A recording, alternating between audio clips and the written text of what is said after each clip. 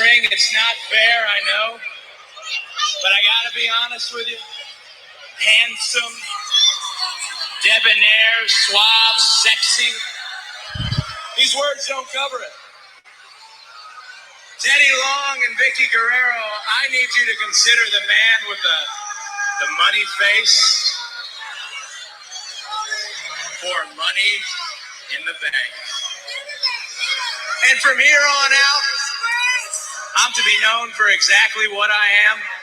You people will call me Tony Chimmel. You will call me everyone in the WWE universe. Everybody in this world will call me Dashing Cody Rhodes. Dashing Cody Rhodes. Dashing Cody Rhodes.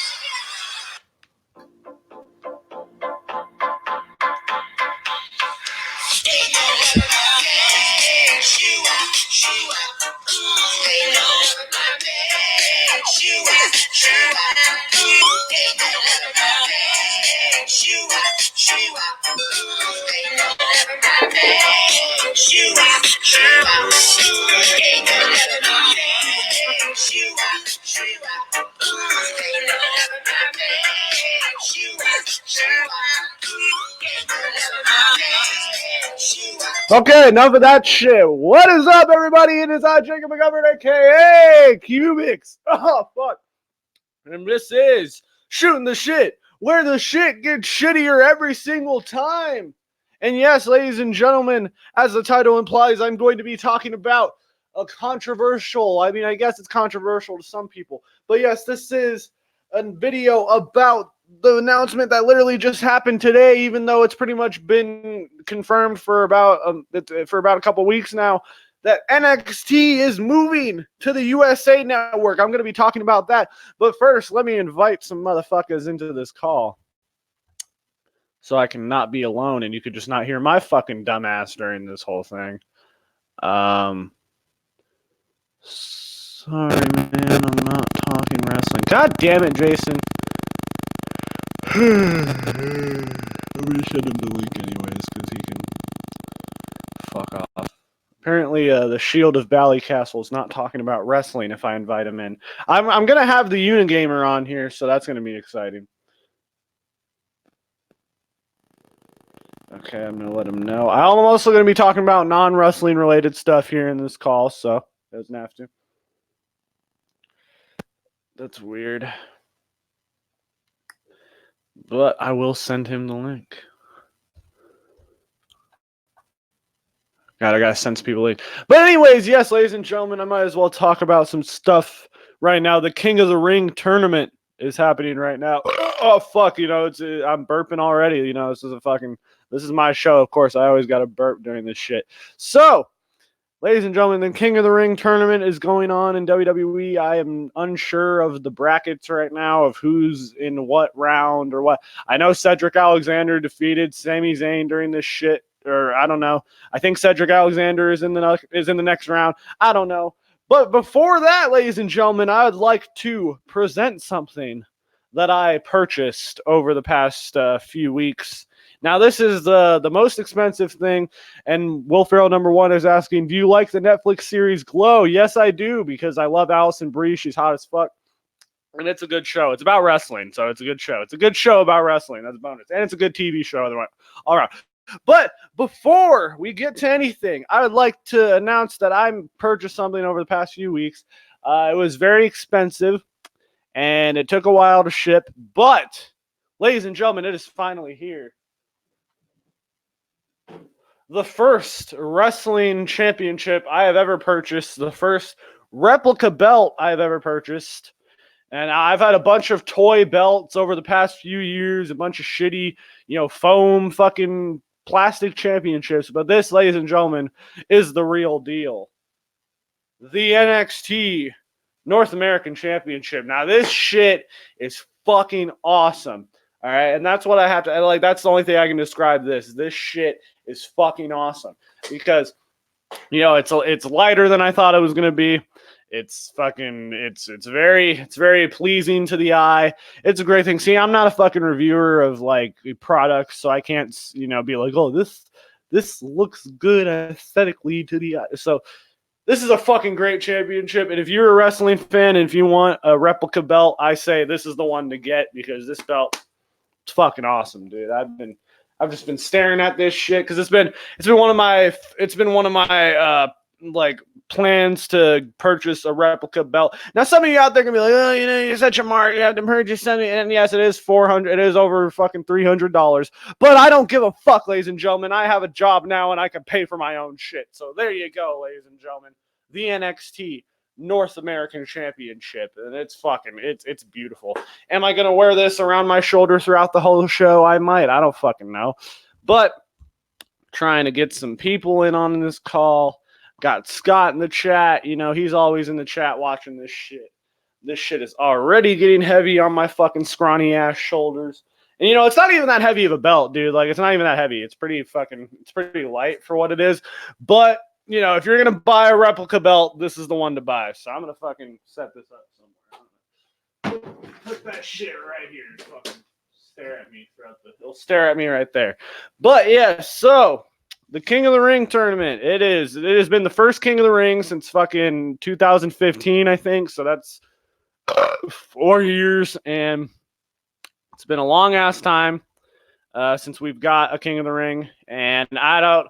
Let me check out the brackets here. See, I'm not a professional show by any means. I have to go look up shit and fucking then talk to people, because I just get on my camera and start shooting the shit, as the title implies. So, got to look up the whole King of the Ring fucking bracket. I know who's in the tournament. Not really. I know Cesaro and all those motherfuckers are in the tournament.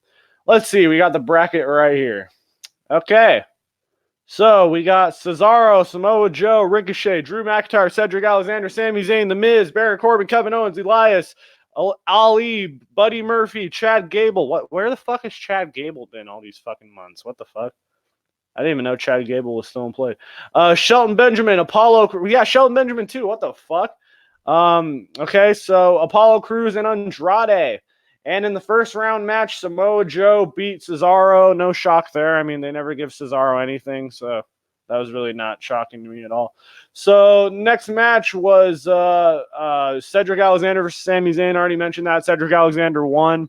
A little bit surprised at that because, it looks like they're pushing Cedric Alexander. So that's cool, I guess. The next match will be Ricochet versus Drew McIntyre. Now, I just got to say this right now. If Ricochet beats Drew McIntyre, then Ricochet is winning this whole tournament. Then that tells you all you need to know. If Ricochet beats McIntyre. The next match, we got The Miz versus Baron Corbin. I'm hoping The Miz wins that match. I'm praying The Miz wins that match.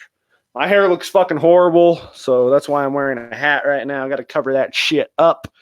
But yeah, no, I'm praying The Miz wins that match, and they gotta give The Miz something, dude. They've been shitting on The Miz since WrestleMania, ever since he had him lose to fucking Shane McMahon for whatever reason, I don't know. But looking at the brackets now, since Cedric Alexander won, it's gonna be. I think Corbin has to win since Miz is a face, but that just sucks because The Miz is gonna fucking lose again. So I want The Miz to win, but I'm pretty sure Corbin's gonna win that one. And then the next one is gonna be Kevin Owens versus Elias. That's gonna happen on SmackDown.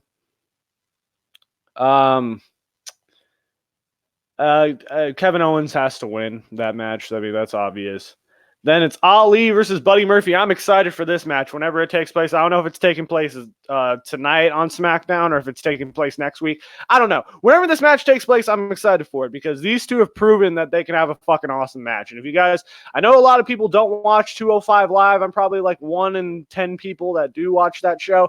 But if you do watch 205 Live, that's a match that's one of the matches from 205 Live. Like if you had to ask me, Jacob, what's your top 5 fucking 205 Live matches? That would be one of them. And probably the only one I can come up with right now because that's probably the only match from 205 Live that I've ever watched and said, wow, that's a fucking great match. Actually, that's not true. Chad Gable and Jack Gallagher just had one recently that was pretty good, so. All right. Now I'm sending Jeff the Unagamer the link right now. We'll see if he can stop by and talk about this shit. Cause now I'm just talking about the King of the Ring, and hopefully I can get his opinion on NXT and AEW and the Wednesday Night Wars. And also, I'm going to be doing what I usually do and react to an episode of Road to Blank.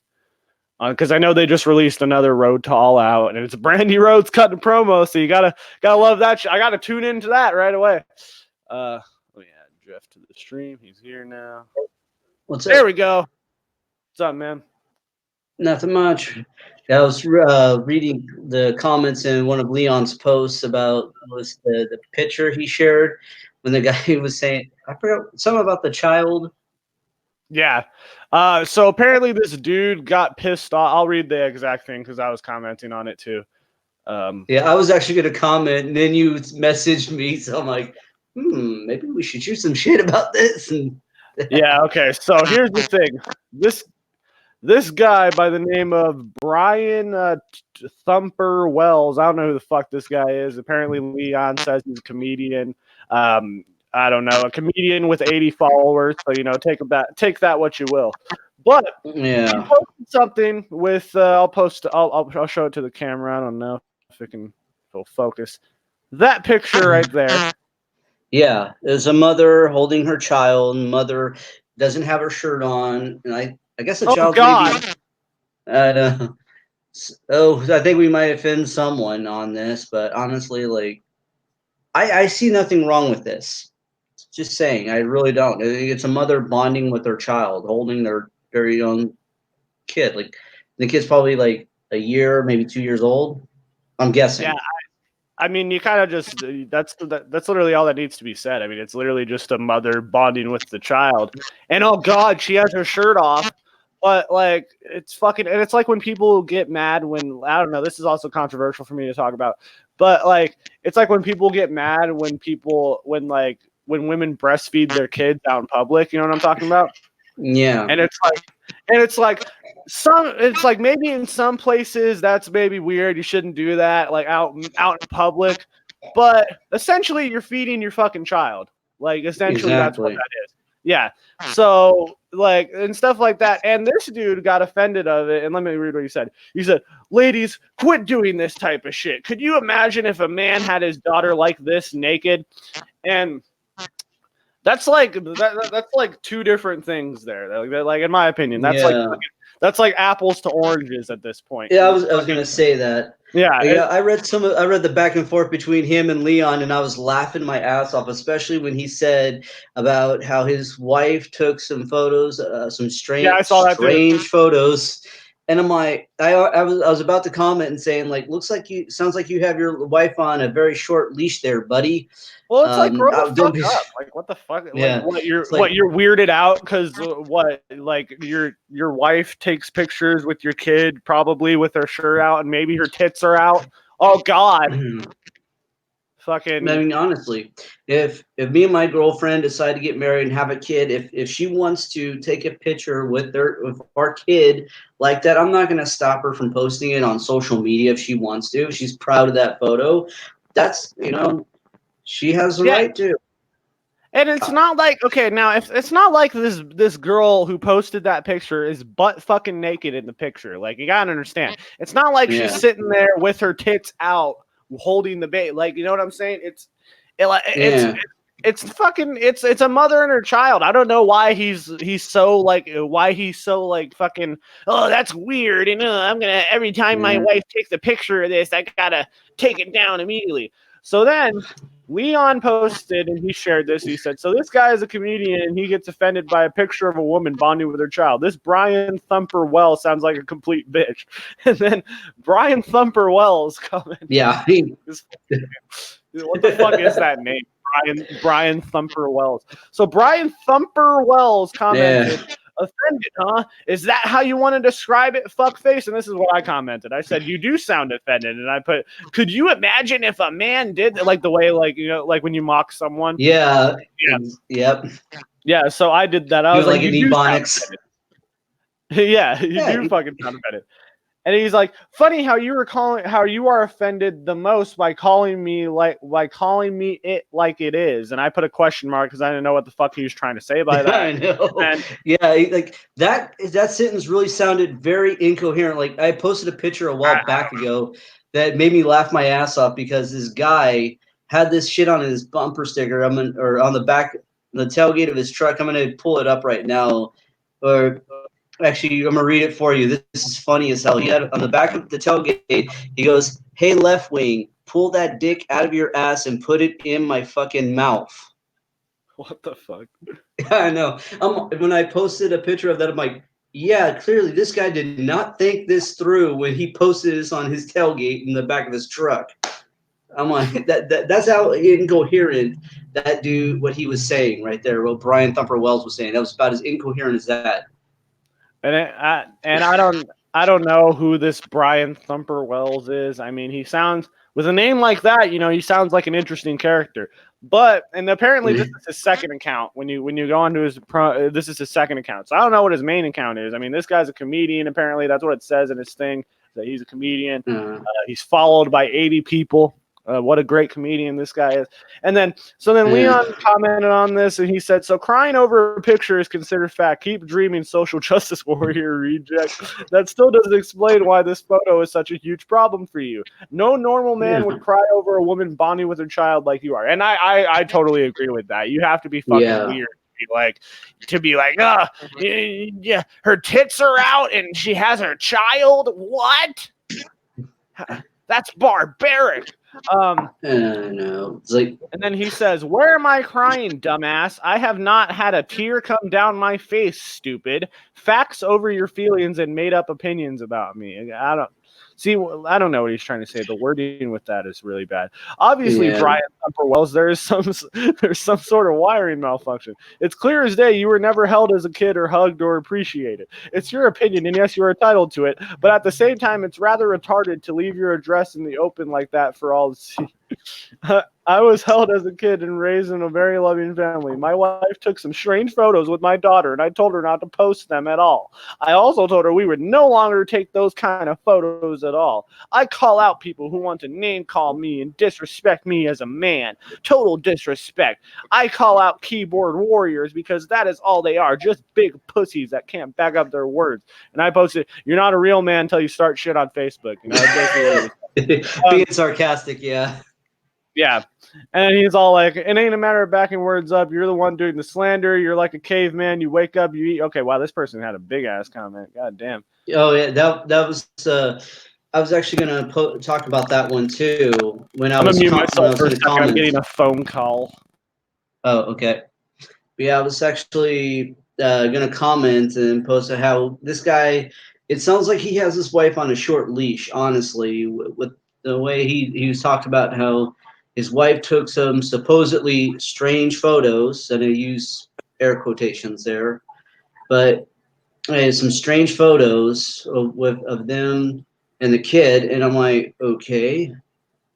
And then he tells her what to do, saying, "Oh, you can't post this on social media. You have to take it down." Or I don't know if she posted it on or something like that. Well, or no, she can't take any more pictures like that ever again. I'm just like, wow. Don't be surprised when she leaves your ass because she got tired of your stupid Neanderthal caveman ways. Yeah. And find some other dude who actually knows how to treat a woman. I forgot what else. It's like I was going to say a whole bunch of shit, but I forgot. Well, yeah, no, it's like fucking. I don't even know what it is. This dude just sounds like a bitch. Like like Leon said, it's like fucking. He just sounds like a bitch. But well, also I was going to comment on what Joshua said too when he was saying that he's trying to find trouble so he can play the victim later on. I've seen this done with what was it? These like neo-Nazi right-wing assholes who go to these Antifa members and provoke them into hitting them, and then when they actually do hit them after being provoked for so long, then they try to go play the victim, like, oh, we're the victims, even though we provoked it. But cool replica. Oh yeah, no, fucking, I just bought this shit. I don't know. I was thinking about wearing it the whole show. Now that I'm chilling, not a can. But man, this shit's already uncomfortable. But I don't know if I can like display it somewhere in the background because like all that's background is fucking all the background I got is blinds. So Yeah. I don't know. So I'm gonna shit to Lee. I don't even know if that's a word. I'm going to very badly hold this for the rest of the show. I will try to. Yeah. But Sure, with this yeah. whole, it's just funny that I always love seeing Leon like call out people. It's fucking funny. Oh yeah, it's entertaining as hell. It always kind of brightens up my day. Yeah, it's And always nice seeing especially, the Leon shit posts. yeah, no, especially kind of like I got some bad news today from a friend of mine, and I gave my condolences to her because her mother passed away from Alzheimer's today or yesterday, and she told me about it, and I offered my condolences and told her, if she ever needs someone to talk to, I'm always there. I always try to be a good friend to all my friends out there. But yeah, that dude, he's a cuck. Pure and simple, Yeah, he's a no, cuck. totally.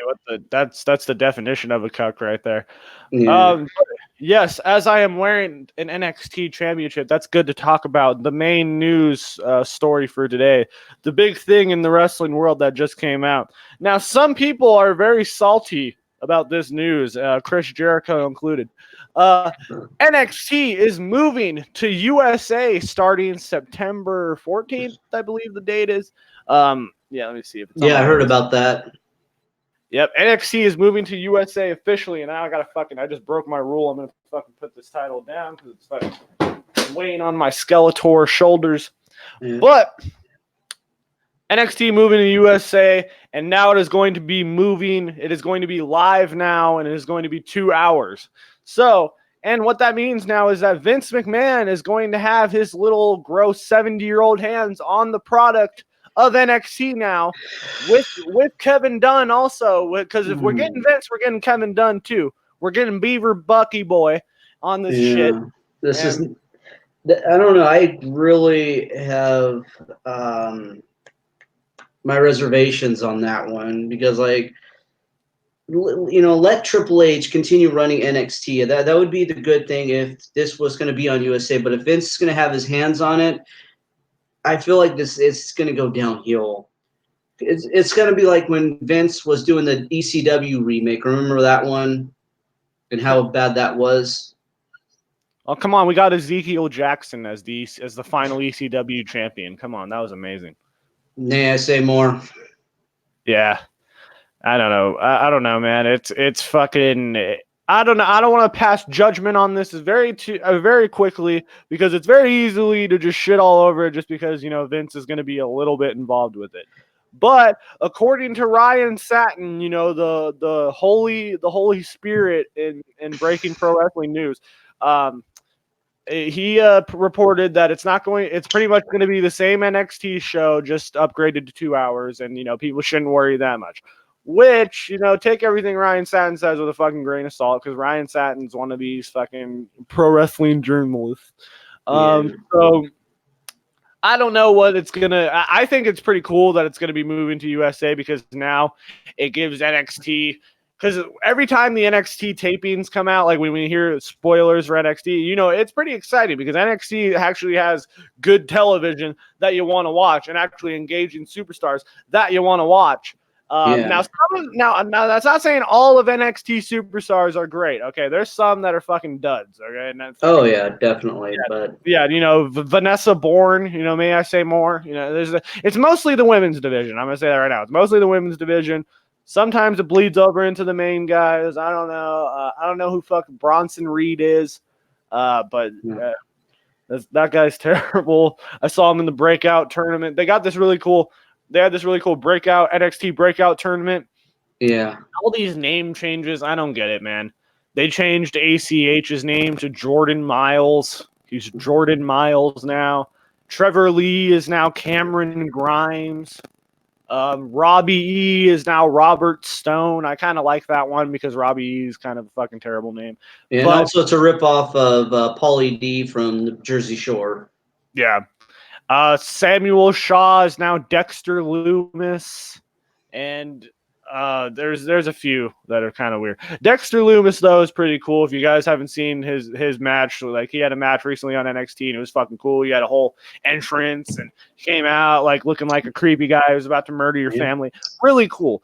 But anyways, NXT is not very, and this is why I think AEW is going to have a bit of advantage on NXT on Wednesdays, is because more people are going to be tuning in to AEW because it's a fresh new thing. And NXT isn't really a fresh new thing. It's kind of always been there, but it hasn't really been popular like with casual fans because only really diehards know what NXT is. And exactly.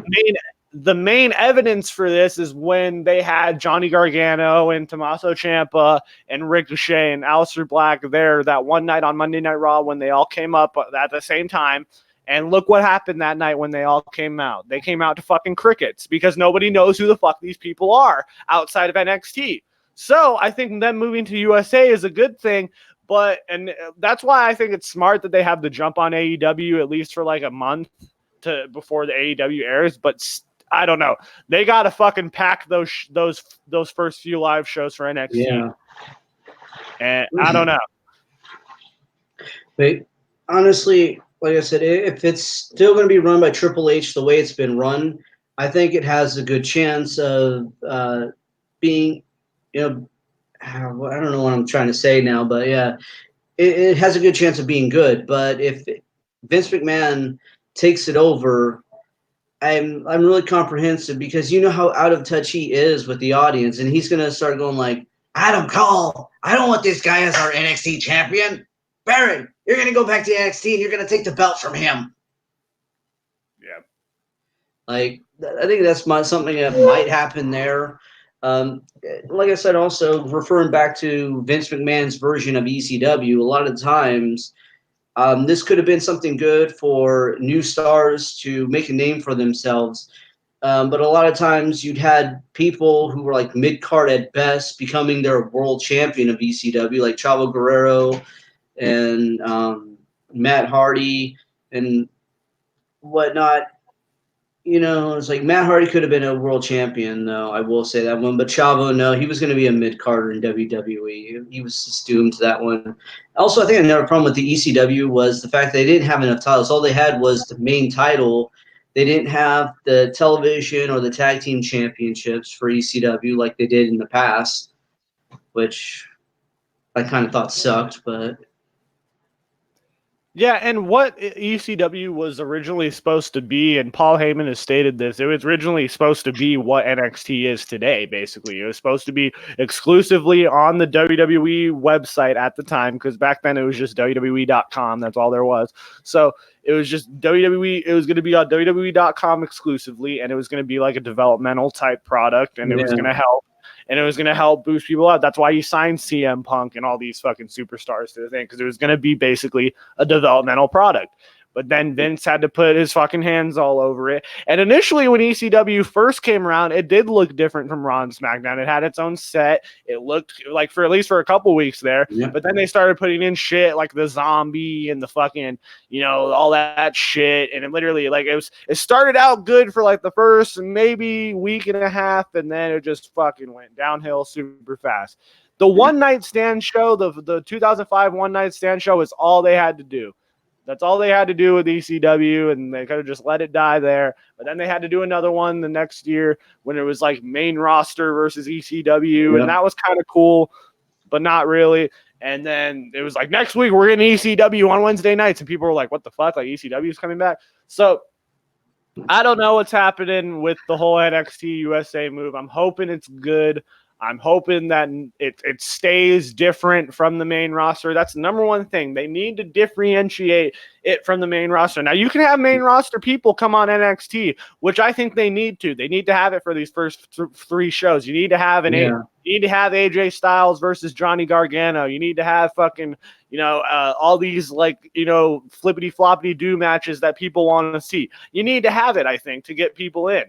Yeah. But I don't think it should be exactly like the main roster where fucking we have these characters going on. Just keep it the way it is. But I just hope it's what NXT is on the WWE network, just 2 hours long and live. Yeah. But And I don't know what that's going to mean with future call-ups to the main roster. Like, if it's just it's going to be weird going forward, because it's going to be like, if NXT is better than the main roster, and if it's getting more ratings than Raw is, because the war is going to be between AEW and NXT now. It's going to be between those two shows. It's not going to be between Raw and SmackDown. And you can argue, well, Raw and SmackDown are built shows and that. But yeah, but people are going to be tuning in on Wednesday nights for those particular shows. So if NXT starts doing better than Raw, I don't know, because that could be a possibility. And I don't know, people are have really thought about that. And I don't know, if NXT starts doing better numbers than Raw, and we still got SmackDown moving to Fox, and not a lot of people are talking about that anymore. Yeah. And I don't know what's going to happen with that, because is SmackDown going to be any different once it moves to Fox? According to what the dirt sheets and shit say, it is going to be, and they're going to separate the brands. But that's what I'm saying. I don't know how this is going to work with now NXT being on USA, and I don't know. I just think it's going to muddy everything up with everything, and I don't know. Because I don't know how they can differentiate everything if Vince still has his hands on every little fucking show now.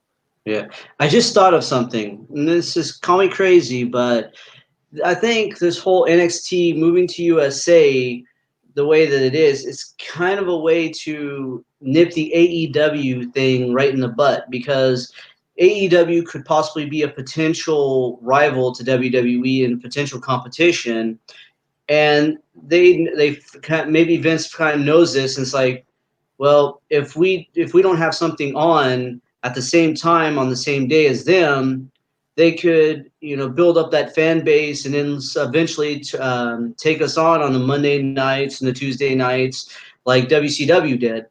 So they're doing this now, and then doing it a month ahead of time to have that advantage. Hopefully, they're hoping to have that advantage, and hoping to stick out AEW before it can even rise to take them on.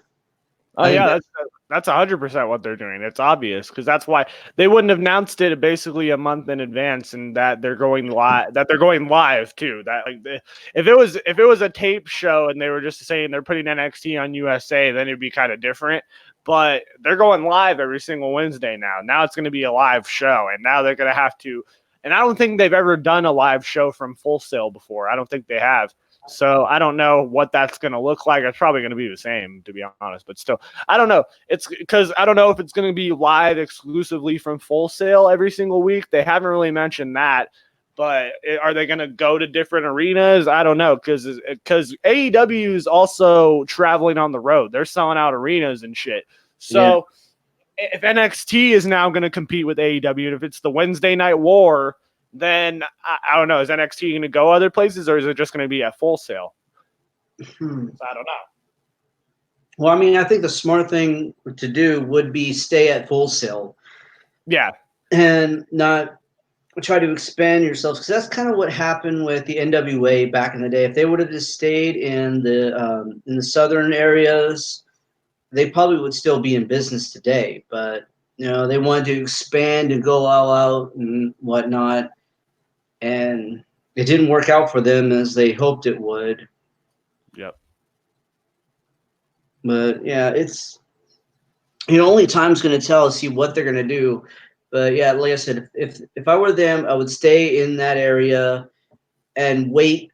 Take my time before expanding, going out into different areas. Like, you can go out and do house shows in like California and other places. That's fine there. But for the tapings or for the live shows, just stay in Full Sail. Like when Raw, when WWF at the time, when they would mainly, every episode of Raw was posted at the same spot every time of, I forgot where, not Madison Square Garden, but. From, what's it called? Not the Hammerstein, but. That's what I want to say, but it's not that. Yeah, I know. It's the one right below the Hammerstein. I know they're in the same building, but they're not like. Yeah. Yeah, yeah. But for a long time, that's where Raw had every single episode. Up until they they started to expand. It was like up until for a while, and then after a while, there's okay. Now we're going to expand to go here. We're going to go there. We're going to go. just all over. Oh, the Manhattan Center. That's what it's called. Okay, there we go. Thank you. Yeah, I knew they were in the same building. I just knew it wasn't the Hammerstein. I was like, wait, no. I know Ring of Honor always goes there, though. Yeah. One of these days, I'm going to go to one of those Ring of Honor shows. Yeah, see, Ring of Honor's and this is where I see no one's talking about this either. AEW has fucked over a lot of these indie fucking promotions, and Ring of Honor is one of them. Evolve's another one. MLW is slowly becoming another one. That's why MLW is partnering up with Pro Wrestling Noah right now. That's why they're doing something at least to try to NWA is another one too, and that's why NWA is announcing that they're doing a TV deal too, because they want to get in some. They want to get some in that action. Yeah, exactly. Yeah. Ring of Honor is the biggest culprit of this because, where did the Young Bucks and where did Kenny Omega and where did all these guys get started? Ring of Honor. Ring of Honor in New Japan. New Japan.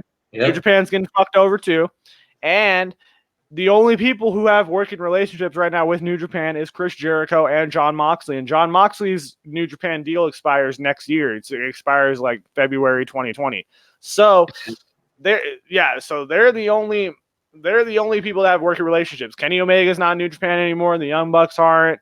Cody's not working with New Japan anymore. And there's a reason for that because there's some bad blood there, I feel like. And I think that these promotions are pissed off that these guys went and started their own thing, and now they're getting all these TV deals that Ring of Honor never got. I think the best deal Ring of Honor ever got was Destination America, and that didn't even last long, so I don't know. They're just on Fight TV now. Yeah. Yeah, so I don't know. I think Ring of Honor's pissed right now, and they're not selling any tickets. I think the last time they did the Hammerstein, it barely had 500 people, and that's bad. And it doesn't help when fucking Matt Taven is your Ring of Honor world champion right now. I'm just saying. I like Matt Taven though. I hate Matt Taven, dude. Who the fuck is this guy? He has no charisma. He's sloppy in the ring, and he's the world champion of a wrestling company, and that's why Ring of Honor is not selling any tickets right now. And it doesn't help that they have that Beautiful People knockoff stable. I don't even know what the fuck that's called. The Allure, yeah. Yeah. And it doesn't help that they have that. It doesn't help that their women's division's not that good. Doesn't really help when they have, and I like PCO, but it doesn't really help when you have a 50-year-old guy who's basically the most popular star in the fucking company. PCO is the most popular star in Ring of Honor. It's either PCO or it's Marty Scurll. And, they're not even putting the championship on Marty Scurll. So I don't know why Marty Scurll is even there because he's just sitting there collecting dust with fucking Villain Enterprises. And Villain Enterprises he is a six-man tag team champion at least, though.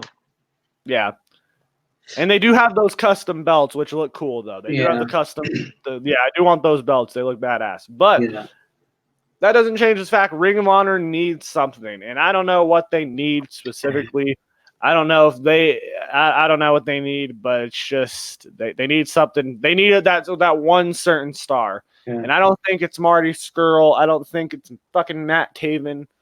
They almost had it in Dalton Castle. I thought Dalton Castle was really popular at one point, but then they kind of dropped the ball with Dalton Castle. I don't really like Jay Lethal though. That's one of the wrestlers in Ring of Honor I don't like because I think he's overrated for in my opinion. One of the things I hate about him too is the finisher, his stupid lethal injection thing. Like, I'm not gonna stand there and just wait for you to give me a fucking diamond cutter, asshole. Honestly, if I were a wrestler and he was to tell me what he's gonna do, I'm gonna say, if you even try that, I'm gonna kick you in the back of your fucking head, because you're not gonna have enough time for me to do that, pull that off. Because by the time you go like that, do the handstand to the rope, I'm already gonna have you kicked in your back. Yeah, I'm already kicking small in your back, dude. Yeah, and here's one thing that I think Ring of Honor needs, and this is probably the most long shot thing that they could ever do. But who is the number one star that Ring of Honor made? CM Punk. Exactly. So what Ring of Honor would benefit from is if they had, because they already got CM Punk showing up at StarCast, and people could say StarCast and AEW, they're not the same fucking thing, but really, one eats the other's ass. You know what I'm saying? So they benefit each other. Yeah. So if CM Punk is showing up at StarCast, I'm pretty sure it's safe to fucking say he might show up in AEW. Is it a fact? Is it a fucking done deal? No, I don't know anything. Nobody knows anything. But it's probably fucking gonna happen. So I think, and same thing for CM Punk too. I don't know what CM Punk does. I don't know CM Punk, but CM Punk was made in Ring of Honor and a little bit there in IWA, but nobody knows what IWA is outside of fucking, a few people. So CM Punk made his name in Ring of Honor. If they somehow got CM Punk to appear on a Ring of Honor show, I think that'll probably give them the most fucking numbers they've had in a long fucking time. I think that's what they need, and they need to be reaching out to this guy and just fucking throwing money at him. Just be like, hey, come, just make a fucking cut a promo. That's all you got to do. Yeah, he doesn't really have to wrestle anymore. Done that. All he has to do is just get in the ring with a microphone and speak his mind, and that's all he's got to do. That's all he's got to do. And I don't know. And like he's gone on record and saying, nobody's really ever, offered me to come back. And I think that's fucking stupid. People should be sending him offers. Even if he says that he doesn't want to wrestle, they should just be throwing fucking money at this guy. Well, I think what it has to do too, and this is call me crazy, but I think it has to do with his MMA, his stint with was it the UFC, and how he did horrible in UFC, and that kind of devalued him as a wrestler nowadays. Where like when Brock Lesnar, he went to UFC and he had his success, it added more value to him when he went back to WWE. Where now CM Punk, he tried his hand in it and did horrible, and now it kind of devalued him. It really devalued him as a wrestler. But I agree. If CM Punk, she should have went around to the same route a lot of MMA fighters go, do the amateur thing and build your skill up, and then try your hand at doing the whole UFC thing. But then again, if they would have shot me that kind of offer too, I would have been like, oh yeah, I'll do it. Yeah, I'll fight in the UFC, even though I'm pretty much a fish out of water there. But okay. Well, and it's just if you and bless his heart for going out there and going in. It takes guts to even do that, to even step to just step in the fucking cage in front of fucking 20 people, let alone fucking how many people were even there. Like I don't even know how many. It was probably like a 10,000 seat arena. So it's fucking it just takes balls just to step in the cage and fight someone, anyways. So the fact that he did it the first time and even stepped in the ring and he got his ass kicked. It's all good. The fact that he got his ass kicked and all that, and that he got back up and still tried to do it again, that's good. But the fact that he lost and got his ass kicked again the second time proves that this is not cut out for you, man. You should not be doing MMA. And CM Punk made his name in wrestling. He's a good wrestler. That's the point. He's a good wrestler. He's not a good MMA fighter. And I don't know. I just think he needs to realize that. He's a good commentator, though. I've seen him commentate on the. He did a recent commentary spot. I know he signed to whatever it's called, a Cage Fury Fighting Champ, whatever the fuck it's called, CFFC in Canada or whatever it's called. I don't know. He's up there doing commentary, and he got into a fight recently. And like when he was commentating, someone came up behind him and smacked him or something, and he was like, "Well, I just won my first MMA fight." Yeah. At least he has a sense of humor about it. Oh, yeah, definitely. I mean, I know CM Punk's actually doing the Brazilian Jiu-Jitsu thing. I've been, heard he was competing in Brazilian Jiu-Jitsu tournaments or something like that, and he actually won one, which is cool. If that is true, I don't know how true that is or not. But yeah, I honestly, I can't blame CM Punk for not wanting to go back into wrestling. WWE kind of sucked it out of him. Sucked out his love for pro wrestling. Yeah, and with that, you could either go two ways, and I see this with Dolph Ziggler all the time. You can either be you could either love your job at one point and then just be so tired of it that you're just sitting around collecting a paycheck, or you can get so beaten by your job that you can just get the fuck out of there.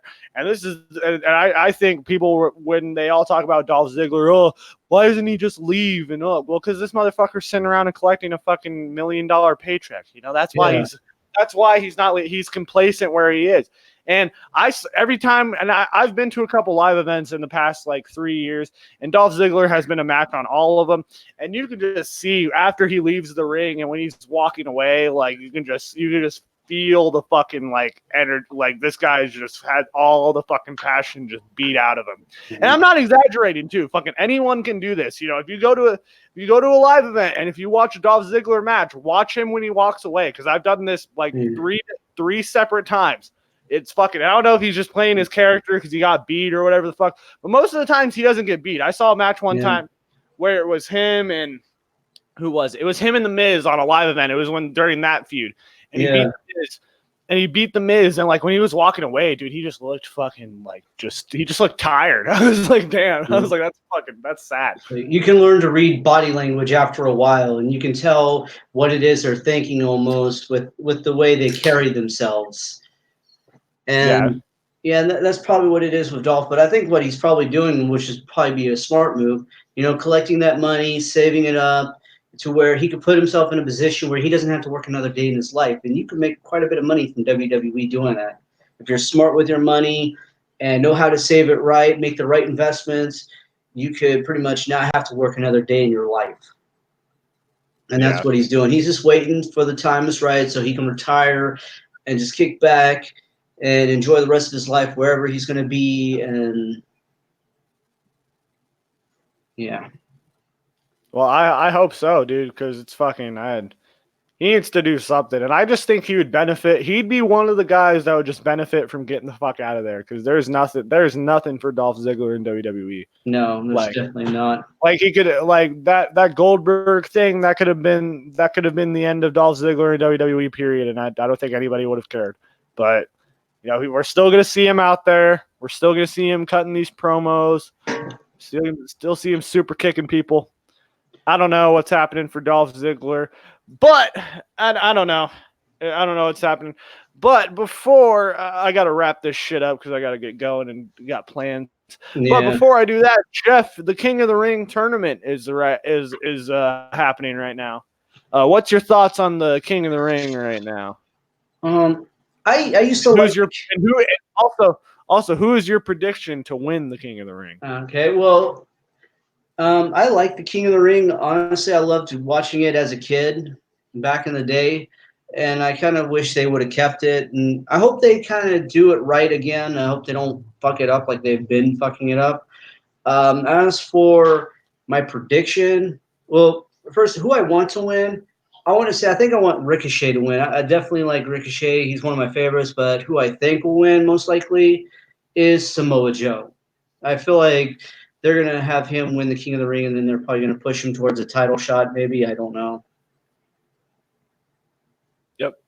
See, I don't know who's going to win the tournament. That's what I like about this tournament, because the way the matches are set up, I don't know who's going to win. They're booking Samoa Joe pretty dominantly, but I honestly hope it is Samoa Joe, because they got to give this fucking guy something. Like, give him something, dude. This guy, like, the only thing he's won on the main roster so far is the United States Championship. And, that doesn't mean shit, because fucking, we've had R-Truth as the United States champion. So that doesn't mean anything. But Samoa Joe, I think, is the one that needs to win this tournament. The one I think is likely going to win is, and the reason I think this is because Shane McMahon and Kevin Owens is in this tournament. I feel like it's going to set up. It's going to go where it's going to be Kevin Owens versus Drew McIntyre, and then Shane McMahon's going to screw Kevin Owens, and then we're going to get King McIntyre. But that's just too fucking predictable, and I think they shouldn't do that. They shouldn't just have McIntyre. If they're going to have McIntyre win, that's fine. And I think this is kind of the first round is going to spoil what's going to happen, basically, because you got Ali versus Buddy Murphy with all those great matches. Shelton Benjamin versus Chad Gable, that's fine. All those matches are fine. Chad Gable is not winning the fucking King of the Ring. No, he's not. Yeah, Shelton Benjamin is not winning the King of the Ring. He should, Buddy but Murphy. I love Shelton too. Shelton's fucking probably the most underrated guy in WWE right now, if we're being honest. But and I think Shelton would be another guy who would just benefit from getting the fuck out of there. Because what the hell did they bring him back for? They brought him back for fucking nothing. But Shelton's not going to win. Buddy Murphy's not going to win. I would love if Mustafa Ali won, but he's not going to win. Andrade is not going to win, which I also would fucking love because Andrade is awesome. But I think it's gonna come down to two fucking guys. And the first round match is Drew McIntyre versus Ricochet. Whoever wins that match is winning the King of the Ring. I'm telling you right now. I wouldn't mind if Drew McIntyre won the King of the Ring because I really feel like he should be a world champion. He should have been when his first run in WWE, but shit, backstage politics, all that stupid shit got in the way. Really pissed me off. Yeah. I'm just saying that first round match between Ricochet and Drew McIntyre, that's gonna tell the tide who's gonna win the tournament. Because if Ricochet beats McIntyre, then Ricochet's winning this whole tournament. And if Drew McIntyre beats Ricochet, then it's safe to say Drew McIntyre is winning. Because I can't see them beating Ricochet like that in the first round for no reason. You know what I'm saying? Yeah. And I feel like if Ricochet beats McIntyre, then that means Ricochet is gonna win. And I hope Ricochet does win because it just, King Ricochet does just roll off the tongue. And that's what he was calling himself anyways on the indie scene. So, Also, Prince Puma, that was another one he called himself. Yeah, so it just rolls off the tongue. And what I'm hoping they do with this is that I hope they don't give him the fucking crown, or whoever wins this, I hope this goes for anyone who wins this. I hope they don't give him the crown and the fucking scepter and the throne and all that bullshit that, give him a trophy. The King of the Ring the King of the Ring should not just be a gimmick. Like, it shouldn't just be a gimmick that gets thrown onto you when you win it. We had the thing with King Barrett and King Sheamus. Remember King Sheamus, everybody? Oh, it's fucking... with the whole horns on his head and the fucking that was terrible. Remember King Mabel? I give Sheamus props for trying to make that work. Yeah. Remember the best King of the Ring of all time and the best King of the Ring to follow is William Regal. If you want an example of a good King of the Ring, that's you got William Regal right there. And that's one missed example of a person who should have been fucking world champion, but the wellness policy is the wellness policy. So, Yeah, what was it? Remember King Mabel? See, King Mabel is, you can't really shit on Mabel too much. Yeah, no. Like, I liked how he actually had a King of the Ring title belt made for him. Yeah, too bad they more specifically. Yeah, too bad they didn't let him actually carry it around. That would have been cool.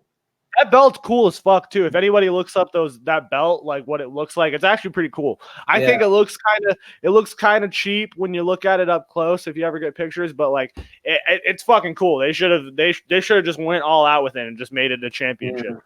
I would love to see that come into WWE. Like, give him a trophy or a belt. Don't do the royal crown, scepter, and cape and all that. Like, give him a belt or give him a trophy. That'd be cool. Yeah, I think like when Edge won the King of the Ring, he got a trophy. That was cool. Yeah. Yeah, see, something like that to make it, and all you got to do is just, and make them fight for something. Don't just fucking put whoever wins the King of the Ring tournament gets an opportunity at the championship. They at least make it fight for something. Instead of just having, you're the King of the Ring. It should be for something. But as far as who I think is going to win, I think it's probably going to be Drew McIntyre, and just because I think, and I hope to fucking God it's not Baron Corbin. No, please God. Yeah, that's the last thing anybody needs is King Corbin. Yeah, I mean, don't get me wrong. I like Corbin to a degree, and I could see them doing it. I mean, don't get me wrong. I like Corbin to a degree, but I think he would be better serve as a mid-card champion, not a world champion. Yeah, that's all they got to do. If he was the United States champion or something like that, that'd be totally fine. But having him in these main event matches and all these, it doesn't work. It doesn't. Or Intercontinental champion. That's another one I don't mind either. Just something to get him ready. 24/7 champion. I think 24/7 champion Corbin would be fucking funny. Oh yeah. I miss Crash Holly when he was hardcore champion. Those were really more entertaining, I thought, than the whole R-Truth and Yeah, the R-Truth shit is not funny. Drake Maverick saved that whole thing. yeah. I think Drake Maverick's fucking the better, like, he's the better guy who you should have, like, always be the champion. And, like, instead of R-Truth coming in and winning it and for fucking 1,200 times and fucking however many times he's won it, it's not good. Especially the whole Carmella thing, it's fucking not good. Drake Maverick is more of a Crash Holly than R-Truth. Yeah, and if they're gonna just have the division be centered around anyone like it was Crash Holly, it should be Drake Maverick. Yeah. Because Drake Maverick has that fucking comedic timing and he has the comedic skills. This motherfucker had a segment filmed at his wedding. This guy's dedicated to the thing. Yeah. Just let him run with it. It's I don't know. Drake Maverick's awesome. I always fight for Drake Maverick. That's a terrible name. Sounds like a fucking porn star name. But could be the Velveteen Dream, which sounds like a stripper's name. Yeah, see, and I love Velveteen Dream, and that's where I think he'd be better suited on the main roster, but now that NXT's on USA, he now has a mainstream audience, so I'm happy for him for that. Yeah. But see, I don't know, because I think like Velveteen Dream would be fine on the main roster, and he's someone I could see being in the WWE title contention. Call me crazy for that, but I think he's someone like that who can be boosted to that fucking level, because it's been a while since we've had some kind of like outlandish fucking character in the main roster scene or in a main event position like that. Yeah. And so I don't know what NXT needs to succeed over the top. I think they need main roster people. I don't know. But this whole King of the Ring thing, I think it needs to elevate someone. And another smart thing to do was you should have put fucking Bray Wyatt in this tournament, and not the Fiend. You should have put Mr. Rogers Bray Wyatt in this tournament. Oh, that would have been funny. Yeah. And then the Fiend wins in the end. That would have been fucking cool. Yeah, I have a feeling they're gonna shit on Bray Wyatt again. I don't know, just even though he's over right now with the Fiend thing, which is pretty cool. I will admit, I was kind of skeptic at first, but then I'm like, I'm gonna give it. It's almost too good to be true. That's how I feel. Yeah. Like it's almost too good to be true. Like something's gonna happen. Like he's gonna get injured or some shit. Or the WWE creatives gonna put their stink on it, like they did with his first character. Yeah. Remember how over he was with his first character, and then WWE was like, "Oh, he went over on his own. Oh, we can't have that." Yeah, and I don't know. Oh man, I almost burped again, but no, it was coming up, but not really. I hate that. But the whole Fiend thing is the most interesting thing that's happening on Raw right now. Like, and he's the most over guy in the whole company. Yeah. And all they got to do to not fuck this up is just don't have him on TV every single week. That's all you got to do. Just put him. Just if you're gonna have, and if you do have him on TV every single week, that's why you have the Firefly Funhouse, and that's why you have all this shit. So he doesn't have to be the Fiend. And I can't imagine, wrestling and moving around in that fucking mask is, comfortable. And but don't have him get the John Cena treatment again. That's another thing. Yeah. And don't do what you did at SummerSlam and have Finn Balor have offense. I think they fucked up by having Finn Balor have any offense in that match. They should have just had the Fiend come in and kill Finn Balor and make him bleed and shit. And supposedly Finn Balor's taking time off, so we're not going to see Finn Balor for a while. And if that was the way to write Finn Balor off, where he's just standing in the ring looking confused, then that's stupid. They should have had Finn Balor get fucking taken away on a stretcher and bleeding and shit. So I don't know what they're doing with the Fiend right now. I hope that they don't fuck it up and they just keep him, just have him show up every now and then and just fuck people up. Yeah. And I think this has potential to be on the Undertaker level or be like an iconic character in WWE. And when he appears and that whole strobe light thing happens and you hear that little girl screaming through it, I feel like that shit can be as iconic as the Undertaker fucking the bell thing. Yeah. When you hear that shit, it's the Fiend. So I think they have an opportunity here to make it something that we haven't seen in a long fucking time. Exactly. All they got to do is just not fuck it up, because apparently, and just not get involved, because apparently from what I've heard, this is all Bray Wyatt's idea. Everything in this whole thing is completely Bray Wyatt's idea. Yeah. So they just let him keep coming up with shit, then that's good, because it's obviously working for him. Yep. Because you can't tell me that whole headlamp thing was a WWE fucking idea. That was awesome too. That was another thing that I liked. Is that once again, that's I hope why I they sell hated. those lamps. I hope they sell the lamps. Oh, that'd be cool. But yeah, that's why I hated WWE for ruining his original character. I felt like when he faced John Cena at WrestleMania, Bray Wyatt should have been the one to go over.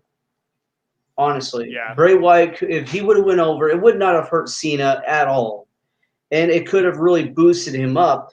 And then this was kind of my idea of what they could have done and what they should have done is have Bray Wyatt go over against John Cena at WrestleMania, and then have Undertaker beat Brock Lesnar at that same WrestleMania. Undertaker keeps his streak intact instead of losing it to Lesnar, and then Bray Wyatt beats Undertaker the next year. He takes over the streak. Now the streak will start with him over again, where now Bray Wyatt's going to have do a new streak. Yeah. Could have And been.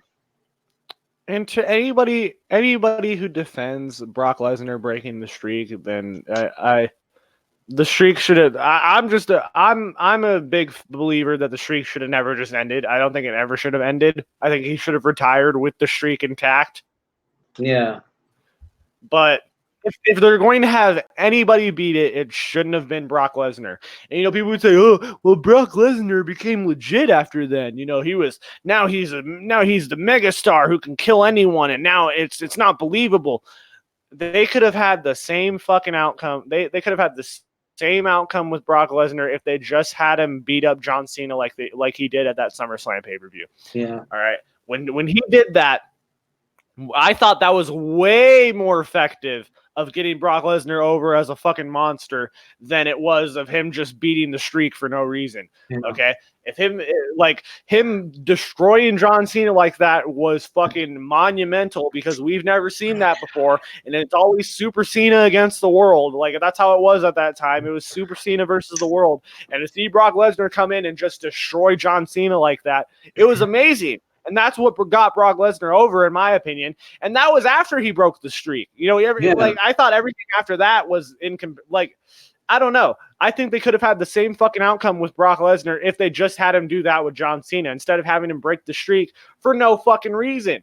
And it's devalued The Undertaker since then because he had a shitty match with Shane McMahon. He had a shitty match at 31 against Bray Wyatt. He had an even shittier match at 33 against Roman Reigns. The fucking...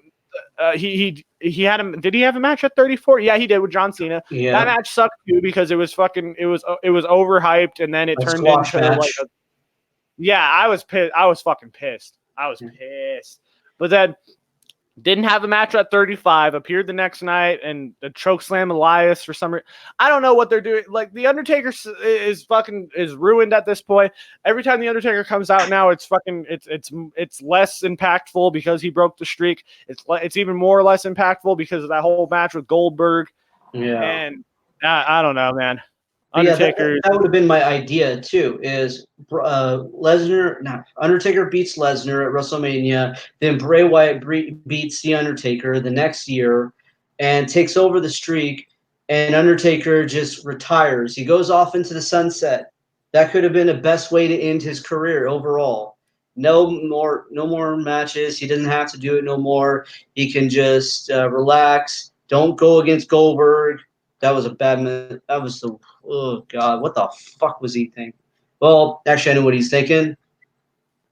Give me that kind of money, yeah, I'll do that too.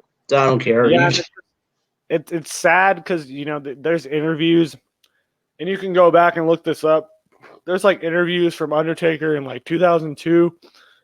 Where he was saying, I don't want to be the guy who's staying past my prime and, just, collecting a paycheck. And it's funny to look back now, but it exists. There's an interview of Undertaker in 2002 talking about how he doesn't want to stay past his prime, how he doesn't want to just wrestle for a paycheck. And that's literally what he's doing right now. This guy has had two different hip replacements and a bunch of knee surgeries. And I know why he wrestles because, you can't get over that shit, especially when you've been on top for so long. It's hard to get rid of that shit, I bet. It's kind of like a drug. It's really addicting. It's that high you get from a certain drug, and it's you don't want to give it up. Yeah, that has to be what it is at this point, because a bunch of other people have just, retired and walked away. Edge is one of them. Shawn Michaels was one of them until he came back for the money. It's just, people have just retired and stayed away, and Edge might not be one of those people who retires and stays away, because at SummerSlam we saw Edge spear Elias, and Edge has basically said that he can, if he wants to do a match, he basically can. He feels like he's ready to go. He's ready to do a match. He's doing stem cell. He has to get a He's doing clearance from the stem cell doctor. work. So, he's doing Yeah. stem cell work. Oh yeah, no, he's doing stem cell like shit, and he's like doing more, like he said he's able to like bench press 300 pounds over his head. Like that's the first time he's able to do that since fucking 2011. So, if he's feeling good, what's wrong with Edge coming back having one more match? But with Edge, it's a different scenario than Daniel Bryan and Shawn Michaels and all this shit, because Edge has spinal stenosis and his fucking neck's all fucked up. So is it smart for Edge to come back for one more match? No. Would I love to see Edge come back for one more match? Of course, because Edge is one of my favorites of all time. Yeah. But I hate Edge. I don't know, man. You might see Edge come back in the near future. Who is Edge going to face? I don't know, because there's not really anybody now who I could see really match up to Edge, at least with a promo. I don't know, because I would say Seth Rollins, but Seth Rollins against Edge in a promo, I feel like Edge would just murder him in 2 seconds. Yeah. And then Seth Rollins would murder Edge in the match, because Seth Rollins can sometimes be a little reckless. That's what I'm saying. Edge will fucking like just power bomb him on his neck and kill him. Like, wasn't there a segment where like Seth Rollins like threatened to kill Edge? Oh yeah, that was when he wanted John Cena to bring back the Authority, and that was the most wasted storyline too. When the Authority was gone, it's like they could have did so much with that, but then they thought, oh, let's do something stupid instead. Actually, I felt like it was a contest of who can come up with the shittiest ideas each week. Hey, I got a shitty idea. Oh yeah, I bet you $1,000 I can make a shittier idea. Well, yeah, it was like when Shawn Michaels had to become JBL's slave because he made like bad financial. Yeah, it was so stupid. And WWE's done some stupid shit in the past fucking. I know. 3 years. If I had $1 for every stupid idea they've had that they thought was a good idea that did nothing, I could afford to open up my own martial arts school and teach martial arts for free for the rest of my life. That's how. Yeah, remember Jason Jordan being fucking Kurt Angle's son? That went places. That ended up being so important. Now, granted, it's not really Jason Jordan or Kurt Angle's fault. I mean, it's kind of Jason Jordan's fault because he got injured, but it's not really his fault that he got injured. I don't know what he get injured. Like, how did he get injured? They never really said like how like he got injured. I'm not sure. I don't know. Yeah, so I don't know. Just Jason Jordan was here and now he's not anymore. So it's just they never gave an update on it. I think it was like a freak accident at a house show, like when D'Lo Brown powerbombed Darren Drozdoff and fucked up his neck. Remember that one? Oh yeah, no, that's. But it wasn't as severe though. Yeah, and to this day, footage of that match does not exist, and that's a little. I wouldn't want to see it. Yeah, I don't know. Yeah, I don't know who would want to see that. I mean, I kind of would because I'm a freak. I'm a messed up motherfucker. But I'm just saying. Like, footage of that match does not exist. I mean, footage of that match does exist. I mean, WWE has it recorded, but it's under strict instructions in the archives, along with Owen Hart's death footage. Yep, I was gonna say that. Yeah, like they're in the both, like they're in the same little file. Do not duplicate. Do not watch. Do not destroy. Nothing. Yeah, do not destroy. It's like, well, then why are you keeping it then? It's like probably for legal reasons. Yeah, I was gonna say that's most likely the case. Has to be for legal reasons. You have, when it comes to something they can sue you over, you have to keep it no matter what. You have to keep something that can protect your ass from legal ramifications. Yeah, and see, there's still some people to this day who want the Owen Hart death video to be released. It's a big like underground thing, like in the community. People want that shit released, and that's just And I've seen people who swore that they saw it happen when it aired live on pay-per-view. They're like fucking. They're like, oh, it's a man. They're like, oh, it's a Mandela effect. I swore it. I saw it. They're trying to alternate universe. Yeah, me and my mom, we watched the pay-per-view. I actually recorded it when we were watching it. We always do that when we were watching the pay-per-view. Yeah. And what happened was they went to the to a promo that Owen Hart had cut earlier that day on The Godfather. And then once the promo was over, they went back and they're showing him being dragged out. I remember seeing that. But yeah, they said what had happened. They said something had happened and he was being rushed to the hospital. And, they went on with the show. And a lot of people during this time would say, we're praying for you, Owen. We're hoping you pull through this and that. And then I want to say 2 or 3 matches later, JR announced that Owen Hart had passed away. And I remember, like, my mom cried. I was pretty sad over that one. Next day, I go to school. Some asshole made a joke about Owen Hart's death, and I punched him right in the mouth. I mean, I punched him as hard as I could, and I got suspended. And they called my family, and I told them what happened, and they were proud of me. They was like, "Hey, I would have done the same thing. If you're going to disrespect someone who's died, you deserve to get punched in the mouth." Yeah, no, I would have punched someone out too, man. That's fucked up. Yeah. Scott is saying in the comments, he's saying, speaking of Owen Hart, Vince Russo said that really hit him hard, and nobody loved Owen than he did. I'm gonna say send me. Okay, I'm gonna tell Scott to send me the clip of him saying that so I can play that shit on the air. But now before I go any further, it's been I think it's been documented that Vince Russo is the one who came up with the whole harness getting stuck idea. Yeah.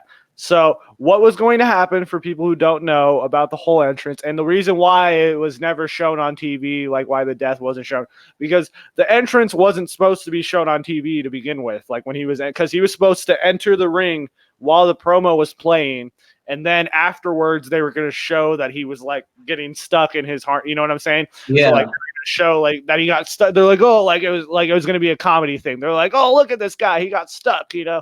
Yeah. So it was going to be like a comedy thing. And what a lot of people don't know is that, there is going to be someone else with Owen Hart during that thing. He was going to come down with I don't know who this person was. Some but it was midget wrestler, yeah. Some midget wrestler, yeah. It was a midget wrestler who was like going to be the mini Blue Blazer. And he was going to be with Owen Hart during that stuff. And if that would have happened, then we would have had 2 deaths that night. Yeah. And it would have been either they would have both fell in separate areas, or Owen would have fell right on top of this guy and killed him and crushed him. Yeah.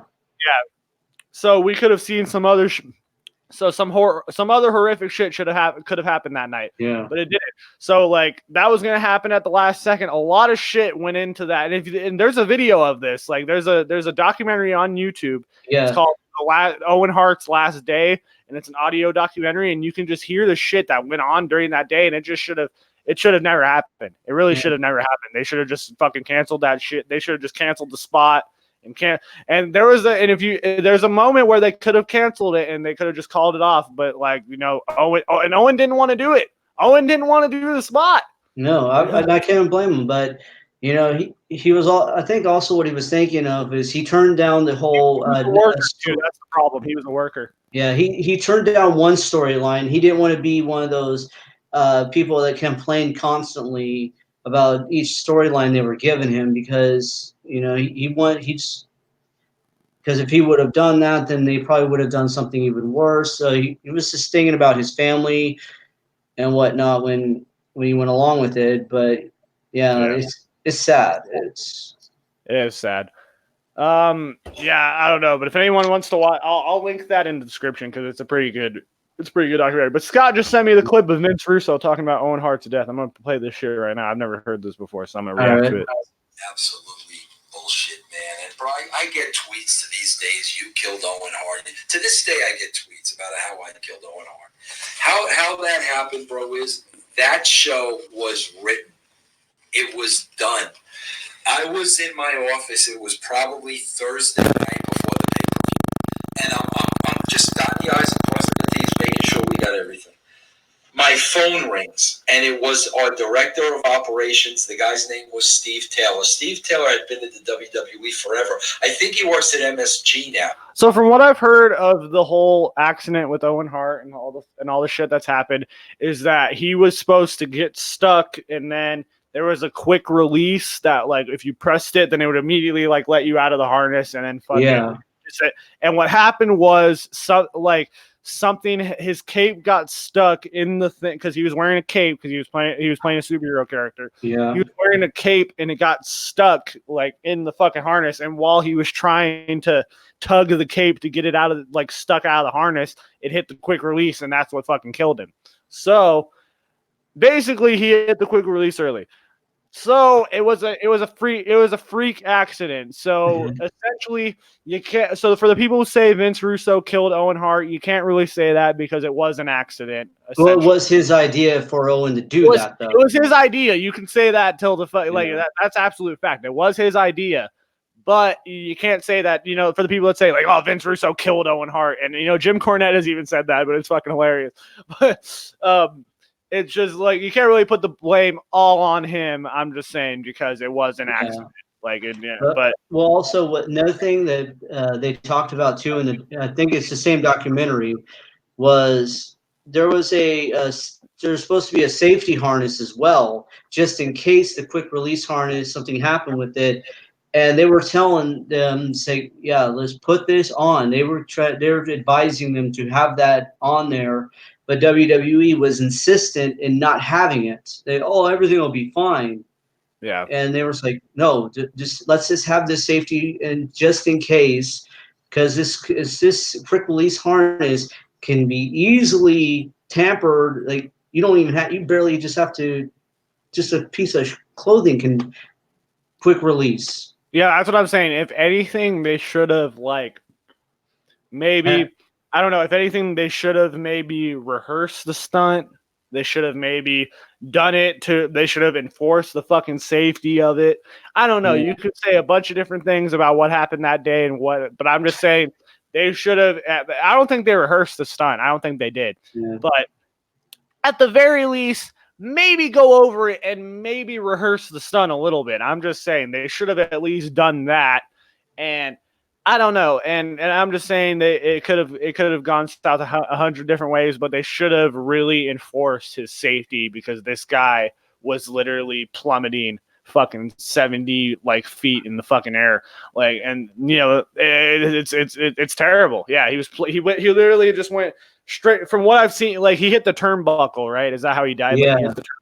He hit his head on the turnbuckle and. Yeah, so and it's from what I've seen, he just goes straight from what I've been told and what people have said from the event. No, it was the ring post. It was the ring post he hit his head on. Yeah, so worse. Yeah, so and also he could have landed on the referee too. The referee almost fucking got killed too because he almost landed because he said he felt something brush past him. He felt the air of Owen fall. When he got interviewed, he felt the air of Owen falling on him. So if he was 1 second standing where he was, Owen could have fucking fell on the referee too. Yeah, I feel bad for that referee too. I mean, he has to live with that. That kind of shit traumatizes you. Yeah, it was bad. It was terrible, and. I don't know. It's out of the. I don't know. It's Owen Hart and Chris Benoit. Those are the number two things that have the worst thing that ever happened in wrestling. Yeah. Chris Benoit is probably number one, but Owen Hart's just another thing because it wasn't with Chris Benoit it was someone's fault. With Owen Hart, it was basically it was just an accident and fucking. But also with Chris Benoit, it really hurt the wrestling business as a whole too. Yeah, no, it fucked up. It really put a fucking stigma on wrestlers. It really did. Yeah. It still is there still is a fucking aura and there still is a stigma around wrestlers. And I'm telling you, like, people could fucking deny that all they want and say, oh, there's the wrestling boom and wrestling's so popular now. There is always going to be a fucking dark cloud around professional wrestling because of that whole incident and because of that whole like the CTE and the whole steroids and shit. And I bet a lot of I've seen Nova, aka Simon Dean, talk about this, and he's just all like, yeah, it really fucked up being a professional wrestler during that time because it's like, like because everyone just thinks they just put them in this one category, and I think Nova said it. It's like one step above. It's like one step above a circus clown, but one step below a porn star. Like no, it's sad, honestly. Yeah. It is really sad. But let me just keep playing this Vince Russo comments on Owen Hart's death because I've never heard this before, and let's see what he says. He was there from the beginning with Vince, and Steve Taylor called me, and he goes to me, Vince, the guys who repel Sting are coming to the pay-per-view in Kansas City, and they want to know if there's anything they could do on the show to show us what they can do because they want to work with us. So is there any? And just a little quick thing with that whole Owen Hart thing that killed the whole Propel entrance in wrestling. There's a reason why you haven't seen a wrestler get hanged from the rafters ever since then. Maybe Suicide. I think Suicide did that in TNA. Yeah, he did. But that was the thing with Sting did it again after Owen Hart's death. But that's the thing. Every time Sting would do it, he had the safety harness just in case. Yeah. Oh, shoot. Oh, is that your ringtone? That's badass. Yeah. That's fucking badass. Jeff's on the phone, so I'll play this commentary. And I said, let me look. So I'm looking through the show. I see Owen is the blue blazer. So I said, well, Steve, this might be something. I said, Owen's the blue blazer. I said, if we repel Owen like they repel Sting. If we hang Owen Hart, bro. If we propel Owen Hart from the rafters down to the ring, bro, it will be great. It'll be better than Sting on WCW, bro. I bet that's how he pitched it, by the way. I said it'll give Owen a big star, type of feel. It'll give Owen that panache, bro. I'm surprised he didn't say that. He said panache. I said if he was going to win the belt in that match. Yeah, I said that'll probably work. So, Steve said, great, no problem, So, bro, at that point, I don't know who related to Owen. I mean, I don't know how that. This I do know. That day at the coffee hour, I seen Owen. Okay, he had already rehearsed it. So Owen was there getting coffee, and I went to Owen. I said, Owen, how did everything go? Rehearsal, how was everything? Owen said to me, Vince, everything was cool, no problem. He said, but I want to ask, can you make one change for me? I said, what is it, Owen? And he goes, the way you have it written right now, the Godfather goes out first, then I repel down. He said, Vince, it's going to take me a while to get my harness off. Yeah, trying to get my harness off. Why isn't the Godfather pummeling me? He goes, can you just flip the entrances for me? And I said, oh, that makes all the sense in the world. I said, no problem, we'll flip the entrances, okay? Bro, never at any time did he say, Vince, I'm uncomfortable with this. Vince, I'm afraid of heights. Vince, I didn't feel comfortable doing it. Nothing. Zero. Okay, now that's been disputed by like a few people. A few people have said that he felt, more than one person has said he felt uncomfortable. Yeah, and he expressed it too. So Vince Russo right there is lying. Oh yeah, that's just I've heard that from like 3 different people who's told that story. Yeah. Sorry about my phone, by the way. Oh no, it's all good, dude. Cool. That show was written without that repel. That repel was added by request. That was the only reason. If I would have thought for a second, or Owen would have indicated for a second a fear of heights, a fear of doing it. I feel uncomfortable, whatever. It would have never happened. And then there are those, Jim Cornette, people like this like to say this. Well, you know how wrestlers are. If they don't like doing something, they won't tell you because they're afraid, it'll hurt their spot. Well, there's a little hit. Well, that's 100% true, though. I feel It like is. It definitely is. especially back then, though, in those days. Oh yeah. If you said anything about that, then yeah, your chances, your spot was doomed because if you didn't do it, they're gonna find someone else who will. Yeah, no, that's just fucking that's stupid on his part. Just be like, well, Jim Cornette said this, bro, and then but like fucking with Owen and myself as well, and that history was when Owen was with Jeff Jarrett and Deborah. Okay, I wanted to write a story of Owen kind of falling in love with Deborah. And the reason I wanted to write it was because Owen was so freaking entertaining. I wanted to see like what Owen would be like in love with this beautiful girl that was probably so out of his league. So we were bantering that around. Well, I don't know if I pitched to Owen. I don't remember. But anyway, at some point, Owen came back to me. And he goes, Vince, I got to tell you. He goes, I really feel uncomfortable with this. I can't remember. Martha. He goes, with Martha, I just feel uncomfortable doing this, blah, blah, blah. I don't know how my wife will take it. Right then and there, I said, Owen, no problem. It's not important.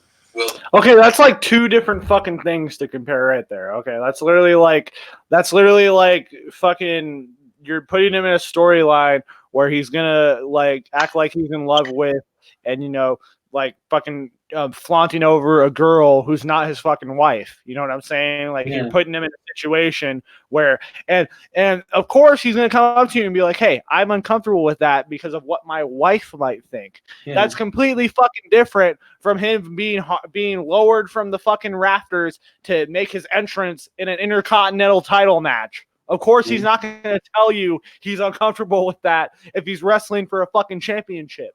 And not to mention that whole Deborah storyline would have been probably even more stupid, as he probably would have wrote up shit that he would steal from a B-rated romantic comedy that sucked. Yeah, and I just like that's like that like that's what I'm saying. I said it earlier. It's like fucking apples and oranges. Like you can't fucking compare those two things. That's like completely different. It's like this guy. That's like, of course he's not gonna fucking like express, at least not to you, but apparently like to other people's story. He expressed that he was uncomfortable with that entrance, and he's not gonna say it to the head fucking writer that he's not down with that because he's the head fucking writer. That's like and that two could different ruin his spot. Yeah, and that's like two different things. Like he's entering into a title match. Of course, he's not going to say anything about that instead of a fucking bullshit storyline where he has to act like he likes a fucking other woman when he's married. Yeah. And has kids probably, and he had kids at that point. Yeah, exactly. And they were building up their dream house at that time too. I wouldn't want to do that shit either. Yeah, and that's a sad story. A lot of people don't know about that. Is when Owen actually did that stunt, his wife had just got finished packing everything because they were moving into their house that they had built. They built a house together, and they were getting ready to move into that new place right when that day it happened. She had all of her last stuff packed up and ready to move in there. And now it's a sad story. Yeah. So there was a history of Owen telling me I'm not comfortable with that and me changing it, and it was no big deal, that I, without a doubt, feel if there was an issue with that, he would have came to me and said there was an issue because he did it before. It was no big deal. It wasn't important to the script. It had no bearing on the match whatsoever. If we would have never done it, nobody would have even noticed. So yeah, man, that's why like it. For people to still say that stuff to me about Owen to this day, it's like you know what, bro? That's the absolute scum of the earth because nobody loved that guy more than I did. No, bullshit. I love that guy with all my heart and soul, and nobody torn or destroyed than I was. So for people to turn around and say that and have no idea how that went down, you know, they're just a scum. Oh my fucking. Okay, so for those people who just misheard what Vince Russo was more broken up about Owen Hart's death than Bret Hart was. Vince Russo was out there crying in the fucking. Vince Russo was at the forefront. He was the one sitting there, you know, speaking about Owen Hart during that tribute show. Vince Russo was one of those. Oh wait, no, he wasn't. Oh, okay, sorry about that. Yeah. Vince Russo is the one that you know, fucking has donated to the Owen Hart Foundation. Oh, what? He never has? Oh, sorry about that. You know what I'm saying? Fucking the notion that Vince Russo was the most distraught and the most broken up about Owen Hart's death is probably the most bullshit thing I've ever fucking heard in my in my whole fucking life. The fact that this guy was so nobody loved Owen Hart more than me, bro. Nobody loved it. That's fucking. Oh god, that's fucking terrible. Damn, you do a good Vince Russo impersonation, bro. Well, I know, right? See, Vince Russo is known as one of the biggest bullshitters and liars in the business. Yeah. That I can deal with him. You know, I can deal with him lying over fucking wrestling storylines and say, you know, bro, I came up with the Montreal screw job, bro. That was my idea, bro. Bret Hart was being fucking difficult, and I told him we gotta screw him, Vince. We got to take the title from him, Vince. That was me, bro, Vince Russo. So for this guy to lie about all that other shit is no big deal. But for this fucking guy to claim that he was the most broken up about Owen Hart's death, and if Owen told me not to do it, I wouldn't have done it, bro. That wasn't important to the match, bro. You know, for him to be like, oh, well, the segment wasn't important to the match, so we could have just not done it anyways, to like discredit everyone and just be like, oh, well, if it was my way, I wouldn't have just done it in the first place. But I don't know. That's probably the worst fucking. That's probably the worst fucking thing Vince Russo has ever said or ever done. Besides, you know, exploiting Scott Casey Gale for ad revenue for money and shit. But well, that's a whole other subject. Besides that, Vince Russo, you still fucking owe Scott Casey Gale an apology, and I will fucking DM Vince Russo. I will fucking like email this motherfucker. I don't know. I'm trying to get this guy to fucking publicly apologize to Scott Casey Gale. I'm still kicking I'm still kicking myself in the ass for that time when I owned him on his own show. I could have recorded that whole thing and posted it on YouTube, but I didn't. I didn't think anything of it because I thought, oh, we're just going to continue on with the show. I didn't think he was going to continue on with this whole shit over something I said because I joked back with him. I didn't think he was going to continue on with that shit, and I'm like, I thought, well, we're just going to go ahead and go to the show, start over. But no, he has to continue back to something I said previously that no one saw. So we could have just started fresh. And instead of him throwing a temper tantrum because of something I said previously that no one else saw, that only Scott and NF Punk saw or heard, I should say. Fuck him. He's an asshole. Yeah, I don't know. That's fucking crazy. That's fucking crazy. I've never heard that before. That's just probably that clip is probably years old, and I've never heard that clip before. And that fucking just. Like, for me to get shocked about something that Vince Russo said, that's fucking amazing. But I don't know. For Vince Russo to claim that, that's just the worst thing I've ever heard. But yes, ladies and gentlemen, remember this: that Vince Russo was more distraught when Owen Hart died. He was the one that was more. He was the most fucking broken up about it, man. Nobody but him, bro. Remember that. Yeah. But man, I don't know what else there is to talk about. I don't know what else. I guess I could talk about some upcoming things that are coming to my channel. Either tomorrow or later tonight, I will be doing a watch along, or I guess a commentary on the movie Ready to Rumble. And yes, that is the greatest movie ever fucking made. David Arquette, and David Arquette is the star of it. So yes, I'm going to be watching Ready to Rumble basically through and through for the first time. I think I've seen it a couple times, like bits and pieces with my dad when I was younger. So I've never sat down and just watched the movie through and through, but I'm going to be doing that, and I'm going to record it and stream it for all of your guys' benefit, and you're going to see my reactions to this movie. I'm not going to show footage of it because I don't want to get, Copyright claims, yeah. Yeah. So you're just gonna listen to my dumbass thoughts while watching Ready to Rumble, either later tonight or tomorrow. But yes, that is coming, and there will be more shooting the shits definitely. And I'm also planning on getting Mark Sanders on here. He's a guy who is a content creator on here, and he has 1,000 subscribers. He's from I think he's from the Netherlands. I don't fucking know where he's from, but I'm trying to get more people on here so I can interview them and talk to them. Yeah. And make more elegant shows like I got TheUnagamer on here. And thank you so much for coming on to the show, no man. problem. Thanks a lot for having me. It's always, I love being on people's hangouts and shooting shit and just talking. Yeah. Oh man, too bad I couldn't make it last week when you invited me. I was actually getting home from jury duty, Oh yeah, and dude, I could have shot some shit. Actually, I did the next day when I finally got excused from. I don't know if you saw that jury duty rant, but damn, that was a lot. Oh yeah, I think I saw like a part of it on Facebook. Yeah, there's this dude who was kind of an asshole. Like he was a creeper too. I will say that. Like there was this one chick that she was kind of, I want to say she's probably like 10 years older than me. And this dude is about in his late 60s, maybe in early 70s, and he was just like sitting really close to her, like they were just right together. And then when he would talk to her, he'd lean in like that, and just like, or like this, where he's like, just leaning in, talking to her. It's like, you don't need to lean in to talk to this poor lady. And that's what I told him. Like, all you have to do is just go like this. Like, yeah, da, da, da, da, da. You don't have to like that and be a creeper. I was like, if she could carry pepper spray, she'd probably empty it on you right now.